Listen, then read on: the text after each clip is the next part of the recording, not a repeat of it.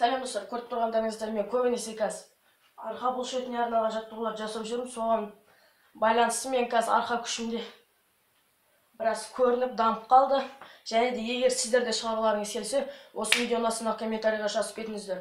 Арқа бұлшетіне арналған жаттығулар деп. Мен міндетті түрде түсіретін боламын. Және де осы видеоның астына лайк қойып кетіңіздер. Бұл каналдың дамуына өте қатты көмегін тигізеді. Егер менің каналым жақсы дамып жатса, мен үйрететін жаттығулар көп түсіретін боламын. Яғни арқаны қалай шығаруға болады, бицепсті қалай шығаруға болады, кеудені қалай шығаруға, пресс қалай шығаруға болатынын түсіретін боламын.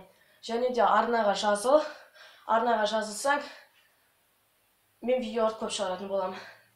Және де менің қазіргі мақсатым жаңа жылға шейін 100 подписчик жинау. Оңай емес, оған біраз күш керек, бірақ сол мақсатыма сіздердің көмектеріңізбен жетемін. Рахмет сендерге, осы видеоны көргендеріңе және лайк басқандарға. Красавчик. Жұмыс істейміз, талмаймыз. Және ең бастысы ол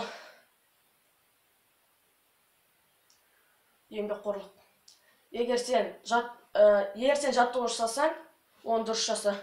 Сол кезде сен мақсатыңа жетесің. Яғни орысша айтқанда важно не количество, а качество дейді ғой. Сондықтан сен өзің жасап жатқан жаттығуларыңа мән бер. Яғни отжиманияны қалай жасайсың, төнікке қалай тартыласың, соған көп мән бергеніңді қалаймын. Сол кезде өзіңе пайдалы болады. Айтқым келген сол. Бүгінге осы достар. Арнаға жазылып, лайк қойып, тағы қандай видео түсірейін, комментарийға жазып кет. Сау достар.